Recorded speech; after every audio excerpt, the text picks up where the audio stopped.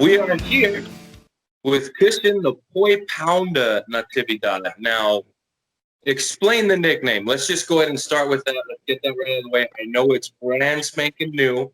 Yeah. They were talking about it on your pro debut, which you made with LFA. Gangster stuff, by the way. Okay. What does the Poi Pounda mean for us non-islanders? So the way how you make poi, it's like it's taro. So the way you make it is pretty much you pound it, kind of like making it simple. And in my fight in February, that's how I won one of my fights. I just got the mount and I was like throwing like crazy hammer fist. And then my roommate, he was like, so my roommate and my brother, they're both like, that's the Poi Pounda. And then, I mean, from our gym, we're not allowed to give any of our nicknames. And once my coach Trevor heard about it, when my brother said give him the Poi Pounda, that's when my coach was like, "That's gonna be your nickname," and that happened. So my coach heard about it right before I fought in the last LFA, like literally when we were in South Dakota, and then it was funny because he went up. I don't know who he talked to. I think it was the announcer, uh, Ron Crook, and Michael Chisea. He was like, "That's his nickname, Poi Pounda." Just stuck. Hey man, that works. That works. It's very, very unique, and it speaks to your culture, right? Oh, 100%. Yeah. I really dig that. It's very, very personable. You know what I mean? I Mm-hmm. could really get behind a nickname like that. Yeah. Okay, so this is going to be a fun one for me, right? Because whether we know it or not, me and you actually have like quite a bit of history. The first fights I ever called as a commentator, you fought and won an amateur title, right? Mm-hmm. That was the Yeah. first time I got to call fights. You won a title. And then the first article that I ever wrote, I wrote it on you and your brother as you made your professional debut. And that was his last professional fight as a B leaguer or on the regional scene since moving up to the UFC. Mm-hmm. So this is for me, this is like awesome. You know what I mean? I got to call fights shortly after my birthday. You won a title, and then you get the call up to LFA, making your professional debut, which you won Mm-hmm. against Michael Aquila, a submission ace. You knocked him out. Yeah. Okay, and that was beautiful stuff. It was a walk off KO, no? Yeah. Yeah. It was a walk off, and to be honest, it's the first time I've ever done that. So like, it was awesome for me too, because I mean, just the way it happened, it went through perfectly. Okay, and let's talk about your last fight. We'll get into your upcoming fight, which is next Friday, or sorry, Mm-hmm. this Friday. So we're less than a week away. But let's talk about Michael Aquila for a second because he is a really good grappler. What was the game? Was the game plan just to avoid the grappling altogether and just keep it on the feet, or did it not matter? I mean, his best chance of winning was on the ground, so it's not that like I wanted to stay entirely away from it, because I mean, most people forgot that I'm a grappler too. Like I started off with jiu-jitsu. I'm a purple belt. I've competed at worlds. I've wrestled in throughout high school, like won state championships, and I wrestled in college. So a lot of people forget that I'm a grappler. But I mean, my coaches were like, "Hey, it's time for a highlight reel." So that's what happened. And I mean, coming from Trevor, Arizona Combat Sports, they're stand-up coaches.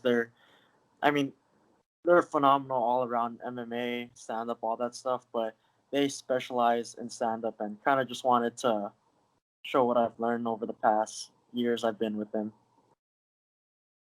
Okay, well, show off you did. A knockout in your professional and LFA debut, a walk off. It was beautiful stuff. And then your brother later on basically did the same fucking thing a little bit later. You know what I Yeah, mean? You beat him to the punch a little bit. yeah. But I want to talk about that too. This isn't the first time that you guys have competed on the card together. So what does that mean as brothers, as competitors, as fighters? What does that mean to compete on the same card as your brother? I mean, fighting on the same card, and we've done it a couple times, like with jiu-jitsu, like super matches. We fought in the same MMA card. There's a lot of emotion that goes through it, but to be able to win together, I mean, it just kind of blows everything away. Just because we both have, how should I say it? We're both victorious that night, and even when he fights alone, like when he fights and when I'm like in his corner or vice versa, I mean, we still both win either way. Like if he wins, then I win, he wins too. Do you think that puts any extra added pressure on you while you're competing? Oh, definitely. I mean, just because if I were to fight first, like, and if I mean, say I lose, I know that's gonna bring down the mood for him. So, but I mean, we train so hard that like losing, it's not even something that goes through our mind.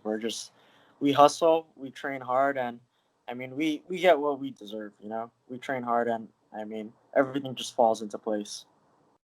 Well, and let's be real. Okay, you haven't had to deal with that because you're undefeated, Yeah. amateur and pro. I Mhm. so you literally sent him into every fight knowing that you already got the W. You know what I Mhm. mean?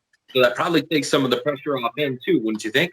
Oh, 100%. Just because like now that I win, he could just focus on himself, and I mean, it's hard to not put that pressure on yourself just because like I mean, we care for each other, so if he were to lose, he would be down. But now that like if i if I were to fight first and if I were to win, I mean, he could just focus on himself.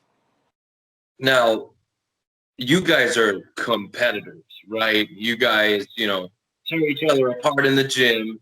You know what I mean? Is there any other areas outside of, MMA that you guys are both competitive in that, like, let's say something like video games or, maybe you skateboard and you can do more tricks than him? Is there something, outside of MMA where you guys are both competitive? To be honest, I wouldn't say we're too competitive as far as like any other things. We do have a bunch of different hobbies. Like he likes to play video games, kind of like what you said. I like to skateboard.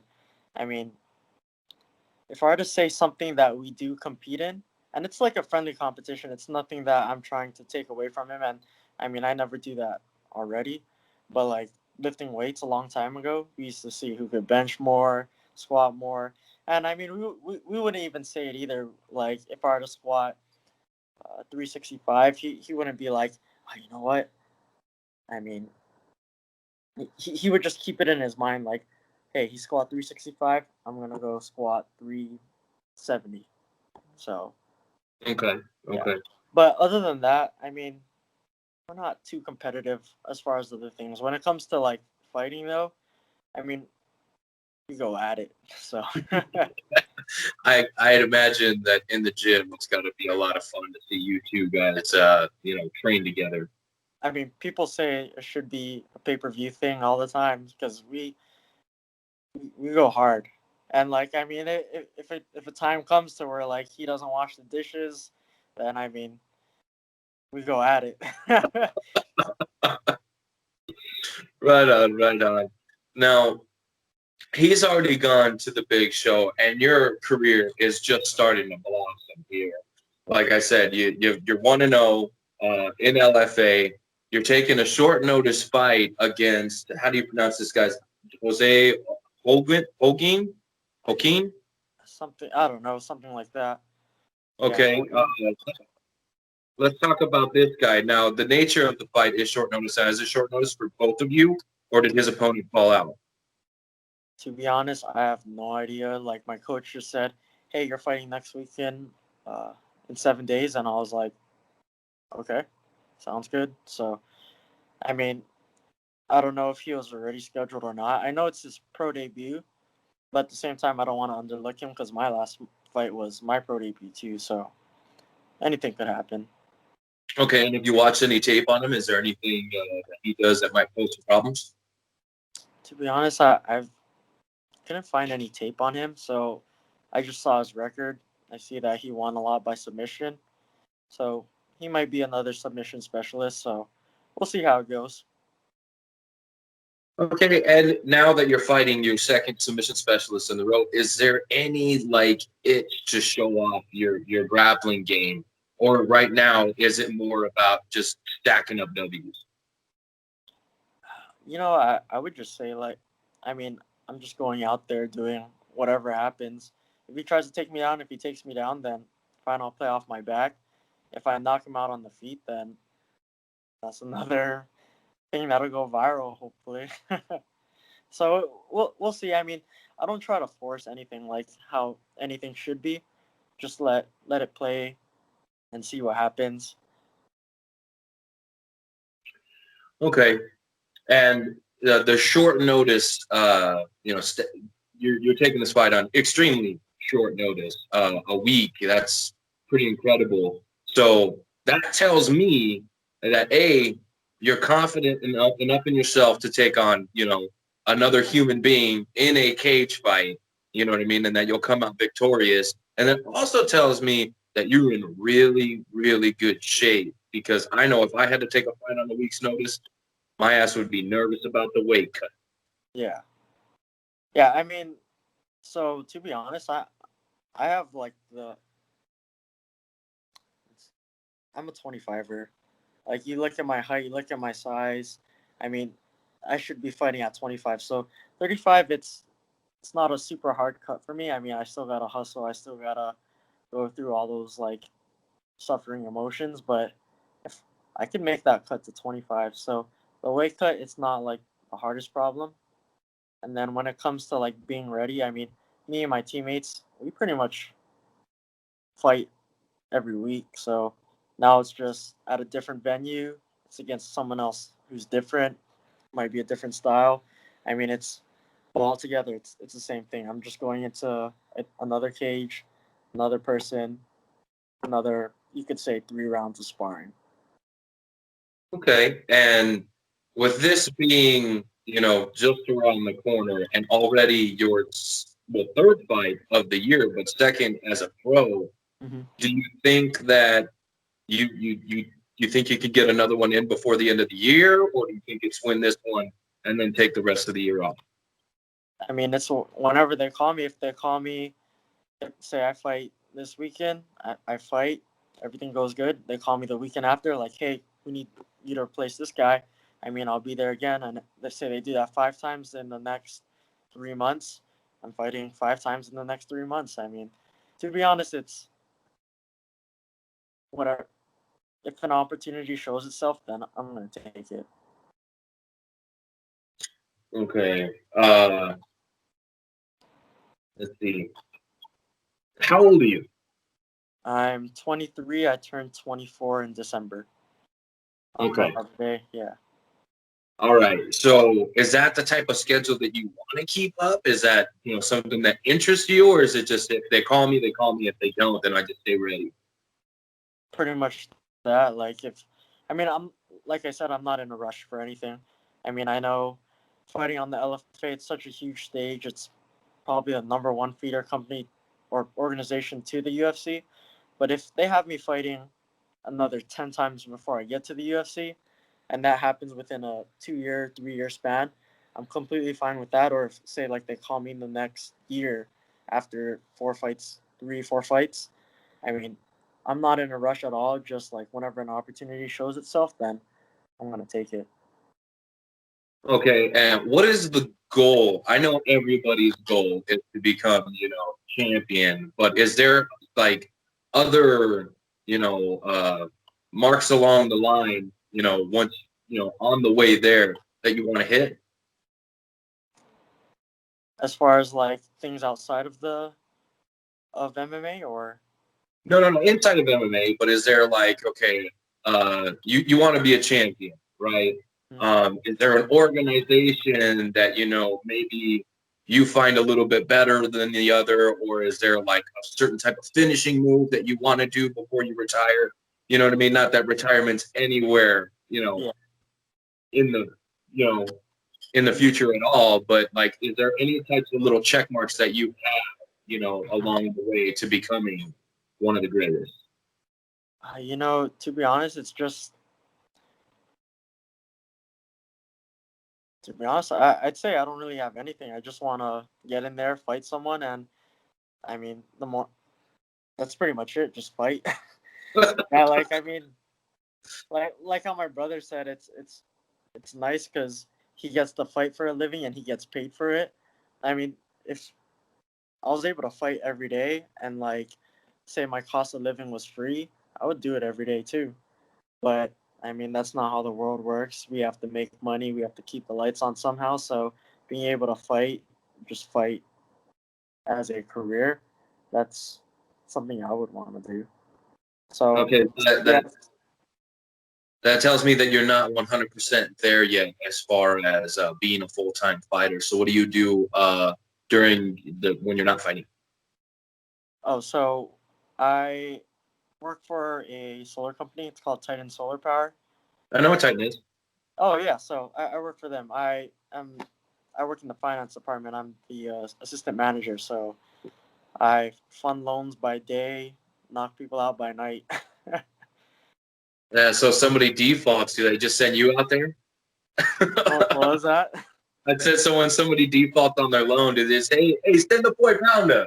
Yep, that's pretty much what they say. Every time there's some kind of escalation, they're like, "Hey, call up the finance assistant manager. He's the Poi Pounder. Talk to them. I mean, get it settled, you know." But yeah, dude, Have you ever had any good. have you had any customers get extremely irate not knowing that you're a professional fighter? I mean, it happens all the time. Like, I'm not gonna be like if an angry customer is like going off at me. I'm not gonna be like, "Hey, you know I fight MMA. Search my name up on Google. Blah blah blah." I'm never gonna say that. And it's funny because even before a lot of people at my job figured out that I fought MMA, I wouldn't talk about it at all. I mean, so I've been working there for about a year now, and people didn't figure out I fought MMA until after my last fight. So Oh like wow, I've been working there for like 9 months without anyone knowing that I fight MMA. Yeah, it's that's crazy. something. Yeah, because I mean, how would I even bring that up? Like, if I'm talking to someone, I'd be like, "Hey, you know, I fight MMA too." I don't like bragging like that. That's very interesting. That's very interesting. For Yeah, me, I told everybody when I competed. I told everybody, "Hey, I don't know yeah, you, but I'm a fighter." yeah, yeah. Even that last fight that you commentated, where I won the belt, I didn't say a thing. Yeah, so like, I mean, I just kept it to myself, and yeah, Well, it's one of those things where it's really like unless you're pretty like outgoing and just don't give a fuck, it's kind of difficult to bring that up. Like someone goes, "Hey man, what you doing after work?" Going to the gym. Yeah, I'm going to the gym. You know what I mean? One of those types of things. yeah, Like, and that's you just pretty think much how you're it a goes. gym rat, and no, you really beat people's heads in for a living. You know what I Mhm. mean? Yeah, yeah. And some people were so surprised too after they saw my last fight at my work, and they're like, "Dang, bro, I didn't know you did any of that stuff." And I'm like, "Yeah, I mean, it's kind of what I want to do." And I mean, it's I just don't know how to bring it up, and even when I do bring it up, I don't like that kind of attention for some reason. And that's just me. I don't know what it is.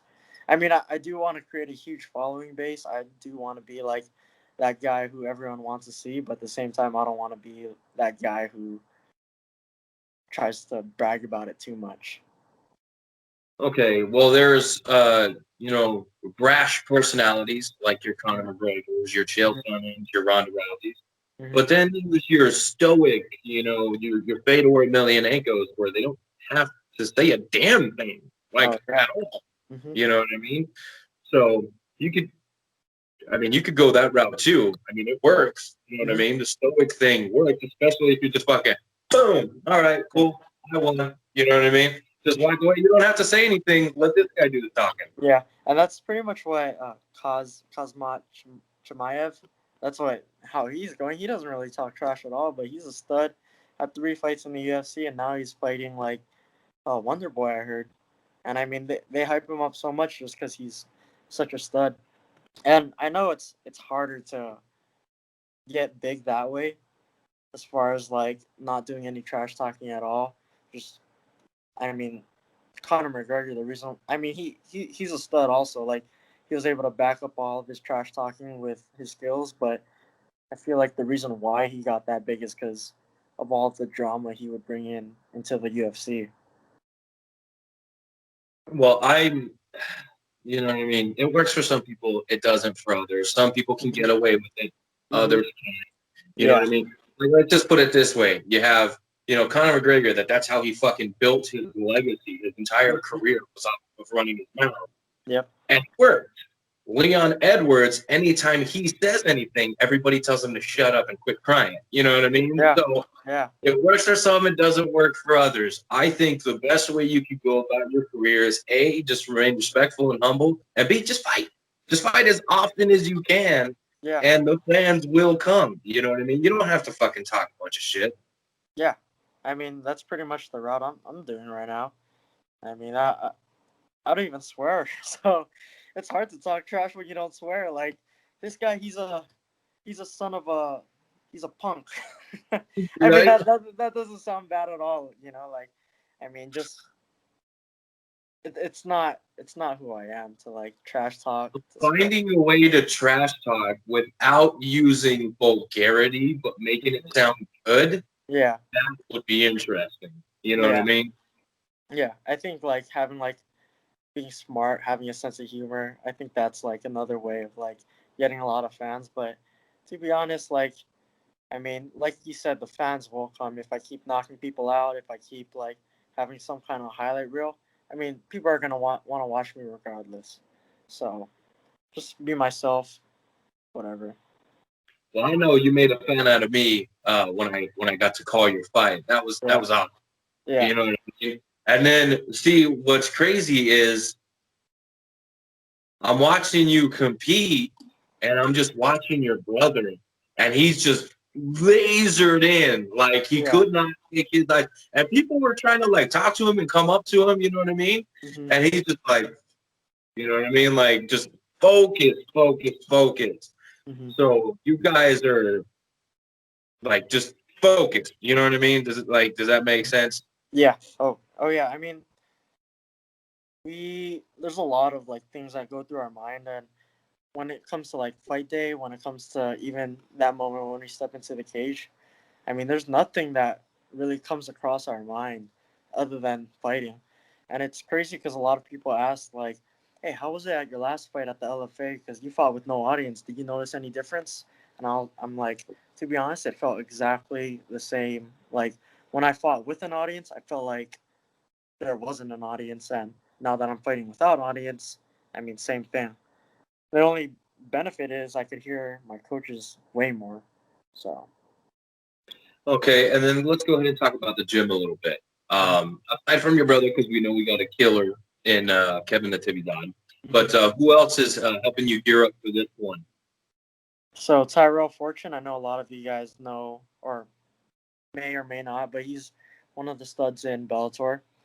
And we come from a pretty small gym, so there's not like really a lot of people that you're gonna be hearing of. So we have Cedric Katambua. He's one of our main training partners. He is still an amateur, but he was ranked number one. He got taken off of that whole list because he's been inactive for 2 years, and the only reason is because all of his fights don't go through, and I'm sure that must be super stressful for him. Trevor was trying to get him into this LFA card, but it's just hard to with all of this COVID stuff going on. And then we have David Nuzzo. I know a lot of people locally know who he is. I mean, he's a stud professional. Um, I mean, from what he said, he's trying to get back into the LFA in November. But Right. yeah, I mean, we come from a super small gym, like not a lot of like big names that you know of, but there's a bunch of. I mean, we're we're all killers there. So Okay, and then what the hell was that? Oh, just headphones. All good, all good. All right, so now let's get into some fun stuff. Okay, I like to ask all my guests when they come through. Okay, after their victory. Okay, now you just had one in July, and now we're less than a week away from another one. What is the post-fight victory meal? Oh, victory meal. Oh, shoot. So, a long time ago, we used to always, and a lot of people are going to hate on me. A lot of people are going to think it's a weird place, but our tradition after every single fight was Denny's. And you're like, out of all places, you're going to go to Denny's? I mean, that was just our spot. We go to Denny's, gets a bunch of food, and just party with pancakes. Yeah. You say what you want about Denny's, but the food ain't bad and the price is great. Oh, yeah. The price is cheap. And they don't kick anybody out of there. Yeah. Yeah. And it's 24 You hours. know, That's the best thing. You can take your time.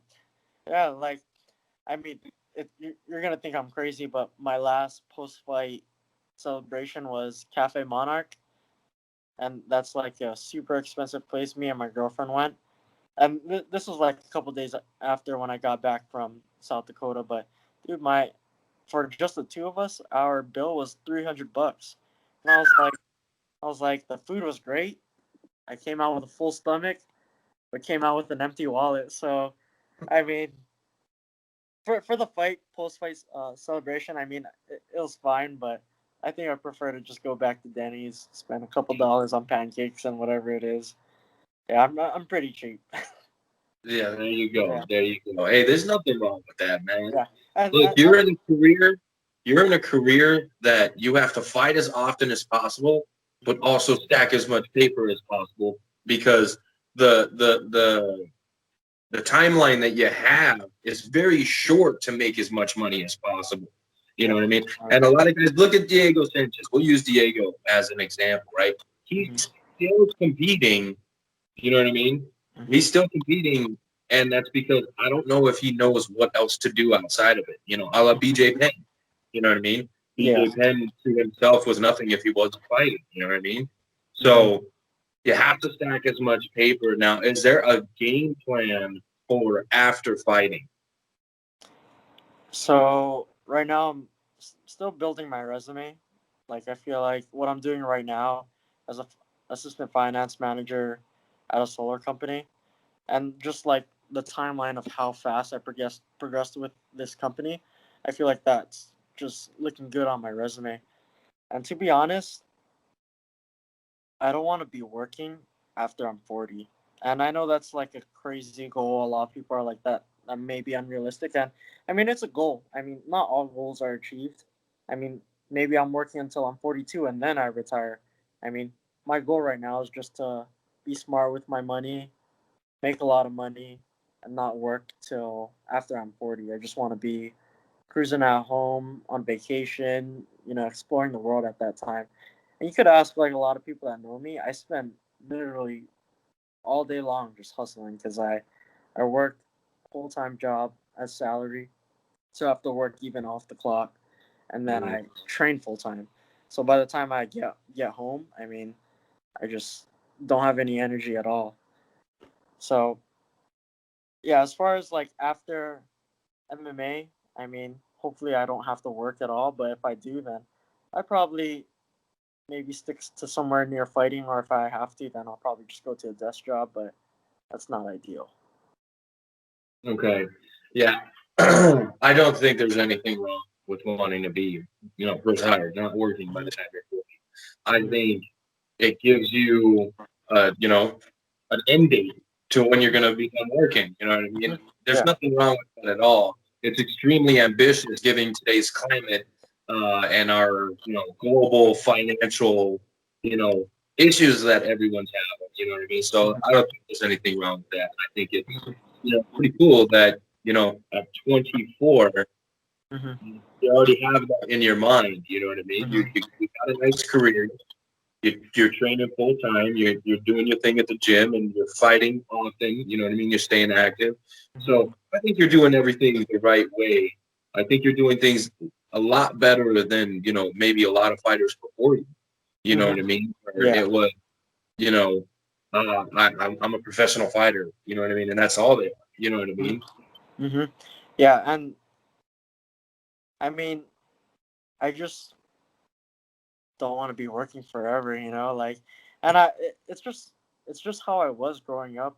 every time when I've never ever been a big spender. Like when I used to ask my parents for money, I used to never go overboard and be like, "Hey, can I have $100 so I could go buy these new shoes?" I was never like that. I was just like, "Hey, um, I mean, I appreciated what I had, and I mean, I just yeah, pretty much that." Okay. And growing up, were you guys, I know I grew up, my mom was on Section 8, all the kids were covered through access. We didn't have a lot of money growing up. It was pretty tough financially for us. What about your upbringing? I actually didn't have that struggle. Like my parents, like my dad is well off, and my mom, she's working at a jewelry company, so they made like a good amount of money while I was growing up. So anytime I asked for something, I mean, a lot of times they would give it, but the thing is, I never really asked for much. So I was always happy with what I had. That's awesome. A Yeah, lot of people growing up in your situation don't end up like you, my man. yeah, I know, which is crazy because I don't know what in me, like I don't know if I got it from my mom's genes or what, but I've just never been that greedy type of guy who like needed everything. I mean, there were things that I needed here and there where I'd be like, "Hey, mom, I need this for that," and I mean they would give it to me. But you could ask my brother, ask my sister. I never asked for that much money. Okay, so you're one of three. Yeah, so I have one older, Kevin, and then my younger sister. She's So you're in the middle. Yeah, I'm the middle child, so my brother got all the beatings, and my sister is the sheltered one. I'm the one who's right in the middle. Yeah, Usually, they're the ones that are the most. They fly under the radar. yeah, yep, You know what I mean? They learn from the older brother how not to get caught, so they still do all the bad shit. You yep. know what I mean?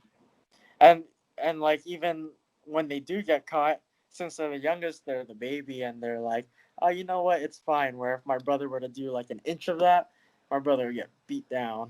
and then me, it's like it's here and there, like depending how they feel, then they'll give me Yeah, the kiss or not. I get it. I get it. I'm one of I think 10. Oh, you didn't So even know the number? You think 10? I think 10. Well, Yeah. because the family, we just added one because my mom got remarried. Uh, Uh, so I have a stepsister, yeah. but I'm the second oldest of like Yeah. 9 or 11, somewhere in there. I don't Oh, know. wow. There's a lot. Yeah. Wow. That's a huge family. Huge family. Yeah. Yeah. Uh, Mom and dad got busy. Yeah. So I think my dad's got 5 and my mom's got 6 or 5, somewhere in there. I don't Yeah. know. Yeah. My grandparents got pretty busy too. So my dad, I think he has 7 relatives, and my mom has 13. So we have a ton of cousins and uncles and aunties. We got a big family. That's cool, man. That's cool. Yeah. So I don't even know if I know all my cousins, to be honest. Yeah, Yeah, dude, we I have would so have. many. Like every time, like when we used to go to the Philippines, like, dude, there's so many people that like we didn't even know. And I mean, in Hawaii, we pretty much know everybody, and same thing here in the mainland, we know everybody. But when we go to the Philippines, I mean, dude, there's people that I've never ever heard of, and they're my cousin. So we got a big family. Yeah, it sounds like my wife when she goes back to Ohio. When she tells me she goes, growing up, I couldn't look at any of the boys Yeah. because I didn't know if I was related to them. Yeah. So she's from Ohio, you said? Yeah, she's from Ohio. Oh, She's nice. born in Lima. Where at? Lima? Why am I? Okay, I mean, I don't know too much about Ohio, but my girlfriend's from there, so yeah. And I always tell her like, "Hey, we gotta go visit. We gotta go meet the rest of your family. This and that." She's like, "You don't want to go to Ohio." I'm like, "Okay, fine. We won't go to Ohio." My wife wants to take me there, but for like a day or two. She Yeah, says anything outside of that, but she's from a really small, old industrial town. You know what I hmm mean? So yeah, there's nothing to do but meth out there. So you know what I mean? yeah. I mean, that's what she told me. She said there's absolutely nothing to do there except for Cedar Point, and that's like that roller coaster place. So Yep. Yeah, I mean, to be honest, I don't know when we'll go to Ohio, but I know it's on the bucket list because it's something we have to do because that's where she's from. Yeah. Respect, man. Yeah. I know we'll eventually get to it too. We've been married for I think 10 years now, so Oh wow, nice. yeah. Yeah. Yeah. I mean, me and my girlfriend, we've only been together for about 2 years now, but dude, it felt like it went by so quick. I mean, because I've only been in Arizona for 5 years, and pretty much half of the time I've been with her, and I felt like the first 3 years was so long, and the past 2 years went by so quick. Yeah, Well, you've been having fun, man. You've been I having know that's what fun. happens, right? That's what happens. And I mean, I think because I'm having twice as much fun. Because before I was just not punching people in the face, and now I'm punching people in the face and being with my girl. I mean, time is going by twice as quick. So Well, I like to just on the weekends I try to slow it down, right? yeah, Because you're off work, you're just trying to enjoy it, and then when you're at work, it's like, man, it's only been an hour.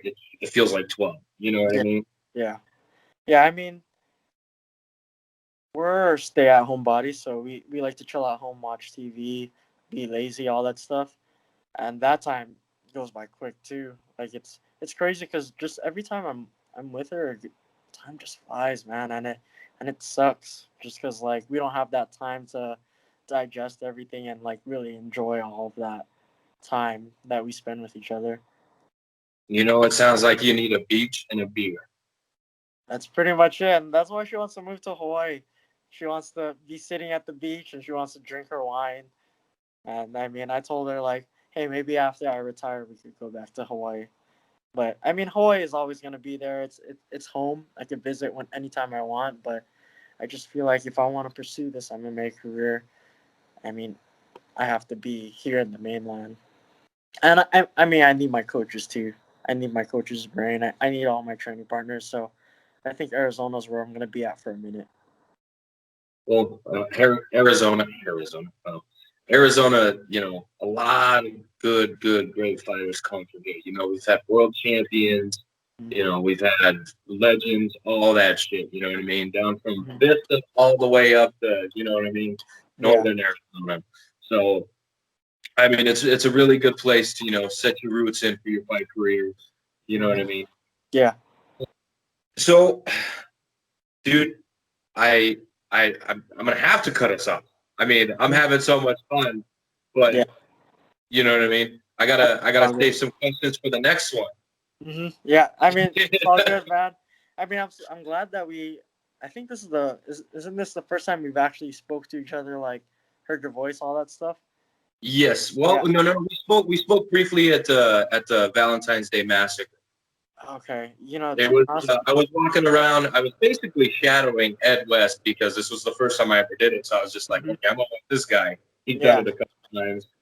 Kind of learn the ropes or whatever. Hmm. And we spoke briefly. It wasn't like we had a full on conversation, but Yeah. I've been hit in the head so many times that I don't even remember. I think I So was also wearing a very nice, get up. I was wearing not my father, my great grandpa who passed away in like 2009. I actually like barely, because I was fat back then, but I barely fit into his suit. So I wore that to the fights. yeah. First time. I mean, for an event like that, and for the first time you've commentated, I mean, it's good that you wore that. So I'm just waiting for the next one, man.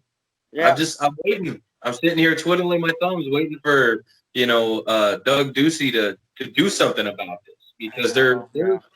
they're getting it done all over the world. You know what I Hmm. mean? It's Yeah. not just happening at Yas Island or in Vegas. It's happening in Sioux Falls. It's happening in Florida. It's happening in Germany. They just had a card last night. You know what I mean? Yeah. Yeah. I mean, I'm hoping for the same thing too, because at the same time, like I love to travel. I love like fighting internationally, but I mean, I also want to fight here at home where I have all my family and friends watching, and I don't want to always like fly on the on the airplane too while cutting weight. That's what makes it like so crappy. Just because I cutting weight, having to be on the airplane, and when I get to now Kansas, I have to cut weight when I get there. So I mean, fighting at home is definitely has its plus and minuses. Okay. So here's what I'm going to do. Okay. We are going to end this one right here. I'll give you some time to thank your sponsors, training partners, and all that stuff. And then I have a couple more questions. So we'll just do the post fight, right? Hmm. After you win and get back home, settled in, you know what I mean? Get relaxed and, let your body heal up. Let's have you on again because, like I said, I do have a few more questions for you. Sounds good, man. Just let me know. I mean, you know how to find me, so just let me know. All right, man. So this is your time to thank all your sponsors, training partners, whoever the hell you want. I don't care. Take as long as you want, man. The floor is yours. Just huge thanks to everyone who supported me as far as like family, friends, mom, dad, sister, my brother especially. He's the one who got me on this stage. As far as sponsors go, Hawaiian Fight Gear, they've always been there for me. Blacksmith, same thing. They've always supported me from day one. I've known them. Titan Solar Power, my newest sponsor, and so far they've been taking really good care of me. And let's see who else. Everyone from Hawaii, like all those smaller companies, and like the Light Brand, got Defend Hawaii, and Warfield Hair Bar. You got to make sure you look good because if you look good, you perform good. So, There you go. yeah, that's pretty much it. All right, man. Well, like I said, we'll have you on after you win this Friday. But I want to thank you for the time, and this has been a lot of fun, man. Like I said, I'm already ready for the next one. Sounds good, man. I'm ready to. I'm stoked. All right, brother. All right, brother. Well, thank you for your time. It's the Poi Pounda, Christian Natividad. All right, man. Thank you. All right, man. Take it easy. Thanks, bro.